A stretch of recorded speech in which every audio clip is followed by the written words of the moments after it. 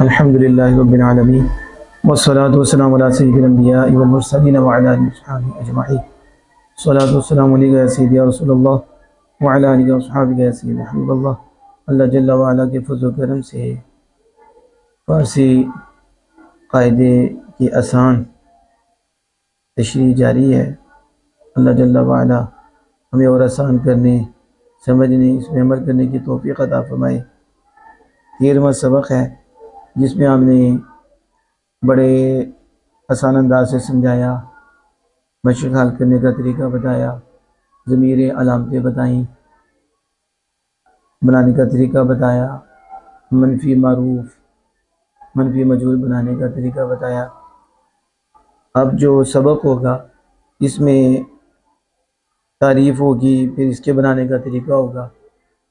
آگے پھر مشق جو ہے اب آپ نے خود کوشش کرنی ہے کہ مشق کو حل کیا جائے، آپ کے اندر صلاحیت پیدا ہو، کیونکہ مشق ہم نے ایک سے زائد مرتبہ حل کرائی ہے اور اس میں سیگا دیکھنے کا طریقہ بتایا، اردو میں بھی اور فارسی میں بھی۔ اگر ساری ہی مشقیں ہم حل کریں گے تو آپ کے اندر وہ صلاحیت پیدا نہیں ہوگی۔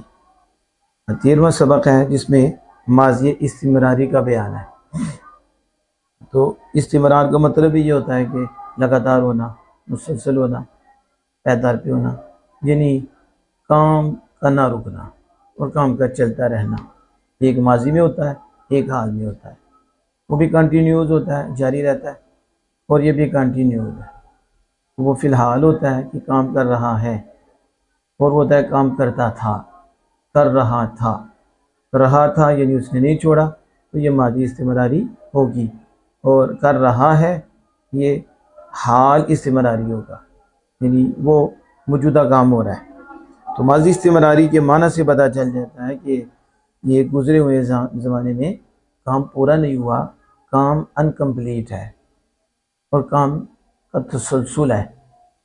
تو ماضی استمراری وہ ہے جس سے گزرے ہوئے زمانے میں کسی کام کا پورا ہونا نہ سمجھا جائے، یعنی انکمپلیٹ ہو اور وہ کام جاری ہو۔ مثلا کہتے ہیں میں اس کے پاس سے آیا تو وہ کھا رہا تھا، اس کا مطلب ہے کھانے والا فعل مکمل نہیں ہوا۔ میں اس کے پاس سے آیا تو وہ پڑھ رہا تھا، اس کا مطلب پڑھنے والا فعل مکمل نہیں ہوا، وہ جاری تھا۔ میں اس کے پاس سے آیا تو وہ سو رہا تھا، تو سونے والا عمل جاری تھا، یعنی مکمل نہیں ہوا۔ تو اس لیے سے ماضی جاری بھی کہتے ہیں، ماضی کنٹینیوس، ماضی استمراری، ماضی میں تسلسل ہے۔ تو اس لیے اس کو ماضی ناتمام بھی کہتے ہیں، کیونکہ یہ نامکمل ہے، یہ کام مکمل نہیں ہوتا۔ تو اس کے بنانے کا طریقہ بھی بڑا آسان ہے، وہ شعر میں بھی آپ پڑھ چکی ہے۔ ماضی مترک کے شروع میں می ہمیں لگا دی تو ماضی استمراری بن جاتا ہے۔ یہ آپ نے پرورت ماضی مترک پڑھا تھا، می پرورت۔ اب اردو میں کیا ہے، مصدر کے آخر میں نہ ہٹا کے تا تھا لگا دی، یعنی پالنا نہ ہٹائیں تو تا تھا، پالتا تھا، تو یہ ماضی استمراری اردو میں بن جائے گی۔ اب پرورت سے می پرورت، وہ پالتا تھا، تو یا پھر رہا تھا لگا دیں، پال رہا تھا، دونوں طرح پالتا تھا یا پال رہا تھا، یہ دونوں ماضی استمراری ہیں۔ یعنی اب خندید ہے تو یہ ماضی مطلق ہے، اس کے شروع میں می لگا دیں، می خندید یا ہمیں خندید۔ می کو میں بھی پڑھ لیتے ہیں، میں خندید، ہمیں خندید۔ ترجمہ کیا ہے، وہ ہنس رہا تھا یا وہ ہنستا تھا، دونوں طرح آپ ترجمہ کر سکتے ہیں۔ اب آپ پرورت لے لیں ایک سیگا ماضی مطلق کا، اس کے شروع میں می لگا دے، باقی گردان تو وہی ہے جو آپ نے پڑھی، پروردن، پروردی، پروردیر، پروردن، پروردن، می لگا دے یا ہمیں لگا دے، می پرورت، می پروردن، می پروردی، می پروردیر، می پروردم، می پروردیر، یا ہمیں پرورت، ہمیں پروردن، ہمیں پروردی، ہمیں پروردیر، ہمیں پروردم، ہمیں پروردیم، یا میں پرورت، میں پروردن، میں پڑھ لیتے ہیں یا ہمیں پڑھ لیتے ہیں، مجہول بھی پڑھ لیتے ہیں اور یا معروف بھی پڑھ لیتے ہیں۔ ترجمہ کیا ہوگا، وہ پالتا تھا، وہ پالتے تھے، وہ تو پالتا تھا، تم پالتے تھے، میں پالتا تھا، ہم پالتے تھے، یعنی وہ پالتا تھا۔ اب دیکھا آپ نے اردو میں کیا تا تھا یا پال رہا تھا، دونوں طرح۔ تو یہ اردو میں بھی میں نے آپ کو بتا دیا اس کے بنانے کا طریقہ۔ اور مجہول میں کیا ہوگا، بس ماضی مطلق مجہول کے شد سے پہلے می لگا دو، یعنی پروردہ شد، یہ ماضی مطلق مجہول تھا، اب شو سے پہلے می لگاؤ، پروردہ می شد یا پروردہ ہمی شد، تو یہ ماضی استمراری مجہول بن جائے گا. یعنی کیا ترجمہ ہوگا؟ وہ پالا جاتا تھا یا وہ پالا جا رہا تھا. وہ پالے پروردہ می شدن، پروردہ می شدی، پروردہ می شدے، پروردہ می شدم، پروردہ می شدے. وہ پالے جاتے تھے، تو پالا جاتا تھا، تم پالے جاتے تھے، میں پالا جاتا، ہم پالے جاتے تھے. یا وہ پالا جا رہا تھا، وہ پالے جا رہے تھے، تو پالا جا رہا تھا، تم پالے جا رہے تھے، میں پالا جا رہا تھا، ہم پالے جا رہے تھے. یعنی کام کمپلیٹ نہیں ہے، کام انکمپلیٹ ہے. اب اس میں مصادر ہیں: استادن کھڑا ہونا، نشستن بیٹھنا، آمدن آمدن آنا، اور رفتن جانا، اور پوئیدن دوڑنا، اور جستن کودنا. اب اس سے آپ ماضی پہلے متعلق بنائیں گے، نون کو ہٹائیں تو ماضی مطلق مرفوع بن جائے.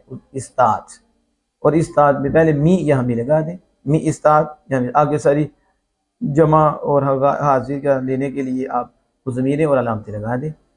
تو می استاد وہ کھڑا ہوتا تھا یا وہ کھڑا ہو رہا تھا. اس طرح نشست، می نشست وہ بیٹھتا تھا، وہ بیٹھ رہا تھا. آمد، می آمد وہ آتا تھا، می آمد آتا تھا یا آ رہا تھا. رفتن رفت، می رفت وہ جاتا تھا، وہ جا رہا تھا. پوئیدن می پوئت وہ دوڑ رہا تھا، وہ دوڑتا تھا. جستن می جست وہ کودتا تھا، وہ کود رہا تھا. اس طرح آپ نے اس کو کرنا ہے. اب اس میں اردو میں ترجمہ کریں، می جستی، میں نے بتا دیا آپ کو طریقہ کیا ہے اس کے کرنے کا. اس میں ماضی استمراری بھی آئے گی، ماضی بعید بھی آئے گی.